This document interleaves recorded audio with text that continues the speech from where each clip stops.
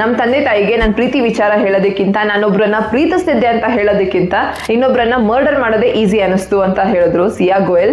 And ಅಷ್ಟೇ ಅಲ್ಲ, ಅವ್ರಿಗೆ ಕಂಪ್ಲೀಟ್ ಕೇಸ್ನ ಕನ್ಫೆಸ್ ಕೂಡ ಸಹ ಮಾಡ್ಕೊಂಡಿದ್ದಾರೆ ಪೊಲೀಸ್ ಮುಂದೆ.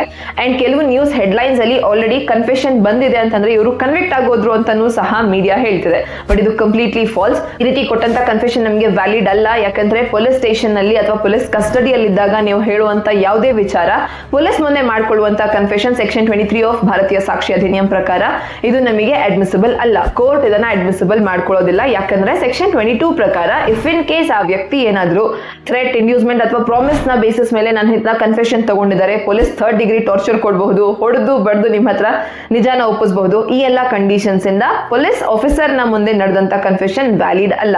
ಬಟ್ ಸೇಮ್ ಸ್ಟೇಟ್ಮೆಂಟ್ಸ್ ಏನಾದ್ರೂ ನೀವು ಮ್ಯಾಜಿಸ್ಟ್ರೇಟ್ ಮುಂದೆ ಹೇಳಿದಿರಿ, ದೆನ್ ಅಷ್ಟೇನೆ ನಿಮ್ಮ ಕನ್ಫೆಷನ್ ವ್ಯಾಲಿಡ್ ಆಗುತ್ತೆ ಅಂಡ್ ಅವರು ಕನ್ವಿಕ್ಟ್ ಆಗ್ತಾರೆ ಈ ಕೇಸಲ್ಲಿ. ಸದ್ಯಕ್ಕೆ ಈ ಕೇಸ್ ಇನ್ನು ಇನ್ವೆಸ್ಟಿಗೇಷನ್ ಅಲ್ಲಿದೆ ಅಂಡ್ ಈ ಎಲ್ಲಾ ಕನ್ಫೆಷನ್ ಪೊಲೀಸ್ ಮುಂದೆ ಅಷ್ಟೇ ಮಾಡಿರೋದು. ಇವ್ರೇನಾದ್ರೂ ಕೋರ್ಟ್ ಅಲ್ಲಿ ಹೋಗಿ ನಮಗೆ ಪೊಲೀಸ್ ಭಯ ಪಡಿಸಿ ಇದನ್ನ ಹೇಳಿಸಿದ್ರು ಅಂತ ಹೇಳಿದ್ರೆ ಆಗ ನಮಗೆ ಇದು ವ್ಯಾಲಿಡ್ ಆಗೋದಿಲ್ಲ. ಅದೇ ಇಫ್ ಇನ್ ಕೇಸ್ ಇವ್ರು ಕೊಟ್ಟ ಕನ್ಫೆಷನ್ ನ ಬೇಸಿಸ್ ಮೇಲೆ ಏನಾದ್ರೂ ಎವಿಡೆನ್ಸ್ ರಿಕವರಿ ಆಗುತ್ತೆ, ಡಿಸ್ಕವರ್ ಆಗುತ್ತೆ ಅಂತ ಹೇಳುವಾಗ ನಮಗೆ ಆ specific portion of statement admissible ಕೂಡ ಆಗುತ್ತೆ. ಆ ಕನ್ಫೆಷನ್ ಅಡ್ಮಿಸಿಬಲ್ ಆಗುತ್ತೆ ಆಸ್ ಡಿಸ್ಕವರಿ ಸ್ಟೇಟ್ಮೆಂಟ್. ಈ ಕೇಸ್ ನ ಬಗ್ಗೆ ನಿಮ್ಮ ಅನಿಸಿಕೆ ಏನು ಅಂತ ತಿಳಿಸಿ. ಹಾಗೆ ಇನ್ನಷ್ಟು ಲೀಗಲ್ ರೈಟ್ಸ್ ಬಗ್ಗೆ ತಿಳ್ಕೊಳ್ಳೋದಕ್ಕೆ ನಮ್ಮ ಬುಕ್ ಅನ್ನ ಓದಬಹುದು.